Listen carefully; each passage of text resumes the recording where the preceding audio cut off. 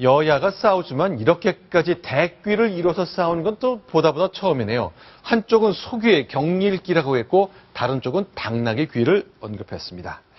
자, 김무성 대표 그리고 이종걸 원내대표 얘기를 차례로 듣고서요. 어느 쪽 얘기에 좀 더 귀 기울여야 할지 한번 견뎌보시기 바랍니다. 민생경제법안은 인질도 협상을 위한 흥정의 대상도 또 전리품도 아니라는 사실을 분명히 합니다. 야당은 법안의 알맹이와는 무관하게 대통령의 강한 관심 법안이라는 이유만으로 반대를 하고 있습니다. 야당에게 100번 말해봐야 지금 집안 싸움에 정신이 없는 소기의 경기 같은 그런 현실에 대해서 정말 답답함을 많이 느낍니다. 국회는 청와대의 말씀을 열심히 받아 쓰는 자만 생존하는 적자 생존의 룰이 지배하는 국무회의나 청와대 비서관 회의가 아닙니다. 청와대가 시급한 법안 운운하면서 근거로 드는 논리는 정말 유치합니다. 정부 여당에 필요한 것은 임금님 귀는 당나귀 귀라고 외칠 수 있는 용기의 양식입니다. 자, 이종걸 원내대표는 적자 생존이라는 새로운 사자성어를 빗대 얘기했는데 어떻게 평가하십니까, 박성원 의원?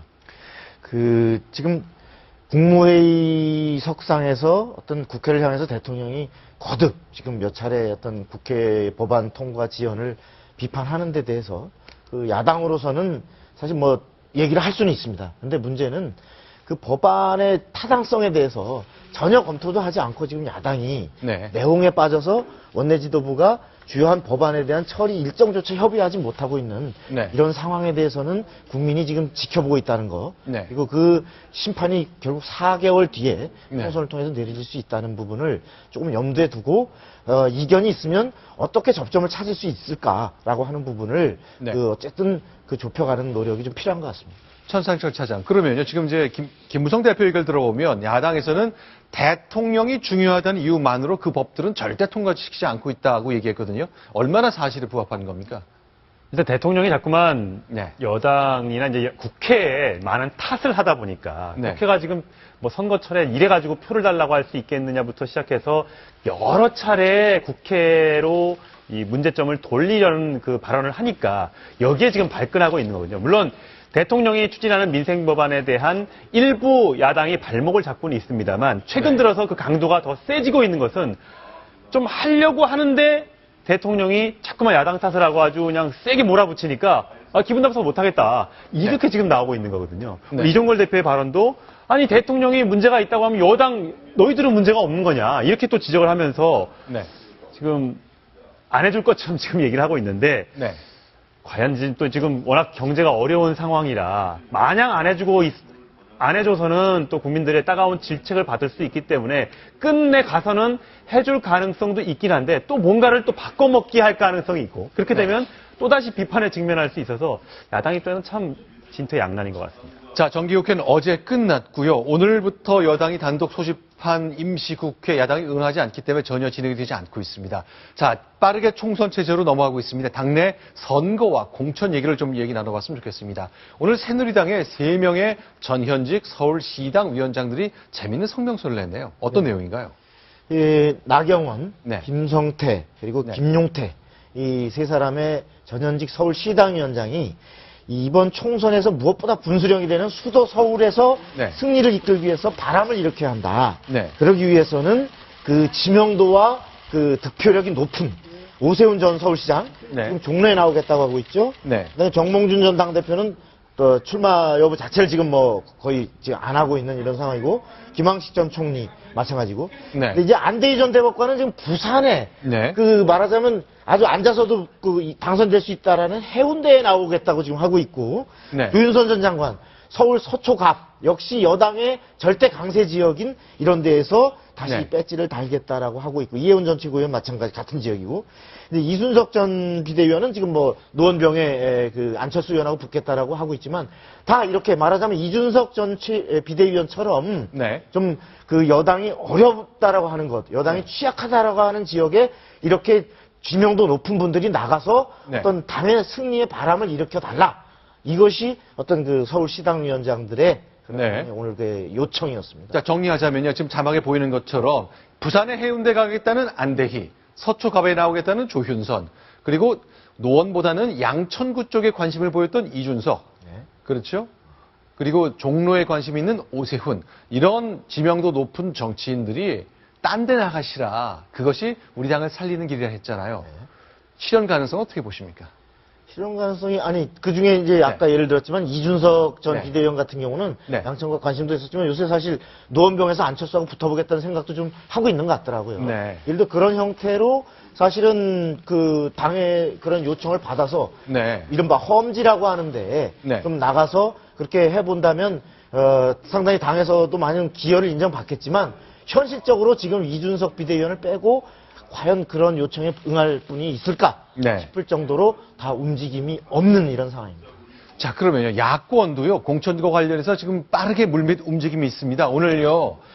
문재인 대표의 생각을 당 대변인이 공식적으로 브리핑을 했습니다. 저희가 그 얘기를 짚어보면서 지금 새정치민주연합에 벌어지는 일 점검하겠습니다. 자, 일단요. 김성수 대변인이 발표한 거죠? 네, 조금 전에 발표를 했습니다. 네. 문재인 대표가 그제요, 8일날 그제 측근을 한명수 총리가 수감 중인 교도소로 보내서 네. 자진 탈당을 좀 해주십사, 결단을 내달라 이렇게 부탁을 했다는 건데요. 네. 한명숙 전 대표의 결백을 믿지만 국민 눈높이에 맞춰서 정치적으로 결단을 해주면 좋겠다라고 전달을 했고 한명숙 총리가 당에 부담을 주지 않겠다며 네. 탈당계를 곧 내겠다 이렇게 확답을 받았다고 조금 전에 김성수 대변인이 브리핑을 통해서 공식적으로 밝혔습니다.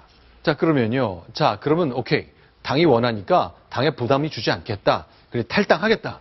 하지만 나는 무죄니까 결백을 입증하고 싶다. 앞으로 한 시민으로서 외롭게 투쟁하겠다고 얘기했거든요. 이 말이 왜 나온 겁니까?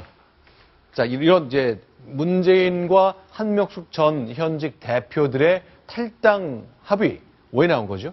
일단 기본적으로 혁신 의지를 보여준다. 이 비리 전력자들에 대해서 또 수감 중인 이 사람들에 대해서 감싸는 거 아니냐. 친노 사람들은 감싸고 비주류들은 내치려고 하는 것이 아니냐라고 비주류 쪽이나 안철수 전 대표 쪽에서 의심을 하고 있기 때문에 나 충분히 혁신 의지가 있다. 그러면서 안철수 전 대표의 탈당 명분을 좀 약화시키는 의도가 있고요. 네. 한명숙 전 총리에 대해서 그러니까 사실상의 출당 조치를 얘기한 건데 그것뿐만 아니라 이호철 전 청와대 정무수석, 양정철 전 청와대 홍보기획비서관, 그리고 윤건영 전 청와대 정무기획비서관 이 3인방 과거에 2010년도 9월인가 10월인가에 이 문재인 캠프 꾸려졌을 때 너무 측근들이 문제가 많다, 싸고 돈다, 이 사람들 사퇴해야 된다 해서 나갔던 9명 중에 이 3명의 결국 네. 출마를 하지 않기로 또 확답을 했다고 했고요. 또 문재인 대표의 측근인 김영배 성북구청장, 차성수 금천구청장, 민영배 광주 광산구청장 이 3명에 대해서도 여러분들 나오려는 마음은 알겠지만 내년 총선에 불출마를 좀 해줬으면 좋겠다. 나를 봐서 당을 위해서 안 나왔으면 좋겠다 하면서 주저앉혔다고 또 밝혔거든요. 자, 지금 말한 구청장 세 분이요. 서울 성북구, 서울의 금천구, 광주의 광산구. 그러니까 노무현 정부 시절, 참여정부 시절에 청와대 근무했던 행정관들 또는 비서관들이잖아요. 그렇습니다. 그러니까 문재인을 위해 존재할 수 있는 측근 정치인들이 국회 내년 총선에 출마한 것은 일단 자제시켰다. 그렇게 설명할 수 있겠네요. 그렇습니다. 그런데 손수호 변호사께서 제가 질문 드리고 싶은 거는 이제 법률가시니까 한명숙 전 총리와 관련해서 무죄지만 어쨌건 탈당해라. 이건 무슨 얘기입니까? 좀 난처한 그런 상황에 처한 것이 아닌가 생각됩니다. 고육책으로 보이는데요. 네. 일단은 그동안 이제 문재인 대표는 이제 그 한명숙 전 대표의 그런 유죄 판결에 대해서 납득할 수 없다, 인정할 수 없다라고 하면서 심지어 재심 청구 의사까지 밝혀왔습니다. 네. 그런데 이제 그 지난번에 안철수 전 대표가 제안했던 여러 가지 혁신안을 이제 뒤늦게 수용하면서 네. 그 수용했던 안 중에 하나가 결국은 유죄 판결을 받은 경우에는 제명이라고 제가 기억이 나는데요. 정확히 않습니다만 네. 제명한다라는 그 내용에 대해서 수용을 했는데요. 그렇다고 한다면 이미 유죄 확정 판결까지 받은 한명숙 전 대표에 대해서는 사실상 강력한 조치를 취할 수밖에 없는 상황입니다. 네. 그러다 보니까 심정적으로는 나는 무죄라고 생각을 하지만 어쩔 수 없이 유죄 판결이 나왔기 때문에 그에 상응한 조치를 취한다라고 한 것 같은데 글쎄요. 제가 볼 때는 좀 약간 궤변에 가까운 것이기 때문에 국민들을 설득하고 동의를 구하는 데 있어서는 약간 미진한 측면이 좀 있어 보입니다. 자, 어쨌건 문재인 대표 당 내홍 때문에 여러 가지 어려움을 겪고 있습니다만 오늘 이제 국민일보가 창간 기념을 맞아 여론조사란 숫자 때문에 어쩌면 더 상처가 클지도 모르겠습니다. 이게 어찌된 일인가요? 네, 그 여론조사 결과가 참 황당한데요. 그러니까 네. 반기문 유엔 사무총장이 전체적인 지역에서는 압도적인 1위, 딱 호남 지역에서만 2등을 했는데 네. 1등은 박원순 서울시장이 19.8%, 반기문 유엔 사무총장이 18.1%, 안철수, 김무성, 문재인의 순인데 문재인 대표의 지지율이 고작 2.7%, 김무성 대표보다도 처집니다. 저렇게 되니까 호남에서 문재인 대표를 버린 것 아니냐. 물론 다른 여론조사에서는 문재인 대표의 지지율이 더 나오는 경우도 있습니다만 네. 또 일부 이렇게 지지율이 저렇게 처지는 경우가 나오기 때문에 굉장히 친노 쪽에서는 또 문재인 대표 쪽 측근에서는 당황스러운 여론조사 결과가 아닐 수 없고요. 아까 말씀드렸던 차기 네. 대선 주자 지지율로 보면 네. 반기문 사무총장이 24%로 압도적으로 1등을 차지하고 있고 자, 눈에 띄는 게 문재인 대표인데 전국에서는 7.6%인데 호남에서는 2.7%다. 마치 예전 새누리당 여당 후보의 지지율이 대체로 이런 비율로 차이가 뚝 떨어지게 작았는데 그런 일을 문재인 대표가 겪고 있습니다. 자, 저희 어제 저녁 오후부터 계속 공개가 됐던 겁니다만 많은 사람들이 놀라는 장면들이 있었습니다. 자, 야당의 내홍이 심해지고 있는 가운데 자, 문재인 대표 심기가 편치 않은 것 같습니다. 국회 상황으로 어제 보여드리고요. 그 다음 얘기를 계속 이어가 보겠습니다. 탈당 문제도 얘기하셨다고 들었는데요. 누가 그런 이야기 하는 거예요? 아닌가요? 정말 전천하도 할 수 없는 거예요?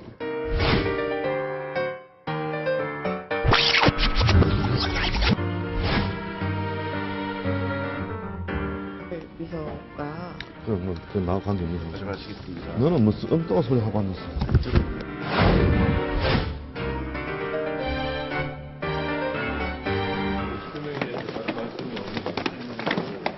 시는 참 그 이야기하는 게 불쾌합니다. 어느 언론사죠? YTN입니다. 아침마다 이러지 않았으면 좋겠습니다. 자, 뭐 마음이 불편한 정치인들이 꽤 많습니다만 박사원 의원. 네. 정치인이라고 늘 부처님처럼 웃고 얘기할 수는 없잖아요. 네. 저런 장면이 간혹 눈에 띄는 거죠. 네. 이제 자신에게 굉장히 네. 불리한 질문이 나왔을 때, 그것도 자신이 요즘 뭐 잘 나가서 지지율도 좋아지거나 당내 사정에서도 좋거나 이럴 때는 저렇게 신경질적으로 반응하지 않는데, 대개 저런 반응이 나올 때는 네. 뭔가 그 크게 당내에서 공경에 처하거나 네. 어떤 또는 뭐가 하여튼 지지율이 뭐 하락하거나 이럴 때에 저런 그 반응이 많이 나옵니다. 근데 네. 특히 이제 아까 홍준표 경남지사의 경우는 그 본인이 이제 불법 정치 자금을 받은 거 아니냐, 이런 그 의혹과 관련해서 보도에 관해서 기자가 2011년 그 7월 그 상황에 대해서 이제 물었더니 저렇게 이제 버럭 그 화를 냈는데, 특히 뭐 기자한테 너 진짜 맞는 수가 있다, 그런 걸 왜 묻냐, 버릇없게 말이야. 네. 이런 표현 같은 경우는 설사 사적으로 아는, 그리고 친한 기자라 하더라도, 농담이라도 공적인 국민을 대표해서 묻는 어떤 기자에게 저렇게 네. 하는 것은 근본적으로 국민에 대한 얘기가 아니고요. 네. 참고로 과거 이제 DJ와 YS의 경우를 네. 보면 김대중 대통령의 경우는 네. 야당일 때도 그렇고 어떤 본인에게 좀 굉장히 불리한 질문이 나온 때가 왕왕 있었습니다. 그랬겠죠. 그런 경우 어떻게 하냐면 네. 되게 그 사람이 왜 잘못 알고 있는지를 굉장히 조목조목, 네. 마치 그 담임 선생님이 학생에게 설명해 주듯이 네. 조목조목 설명을 하는 네. 이런 형태를 반응을 보였고, 그 김영삼 대통령의 경우는 네. 본인에게 불리한 질문이 나오면 네. 이렇게 질문한 기자를 쳐다보면서 씨 웃거나, 네. 씨 웃거나, 아니면 아이 그건 뭐 하고 그냥 이렇게 그냥 갑시다, 이렇게 하는 형태의 어떤 해서 당신은 질문할 자유가 있지만, 네. 권한이 있지만 나는 대답하지 않겠다, 이러한 형태로 넘어갔는데, 지금의 그 정치인들이 그에 비춰보면 많은 부분 그릇이 네. 어떤 국민을 대표해서 묻는다라고 하는 기자, 단순히 기자 개인을 상대하는 것이 아니라 네. 그런 어떤 그 국민에 대한 존중의식, 이런 부분들이 좀 그릇이 부족한 거 아닌가, 네. 그런 아쉬움이 좀 있습니다.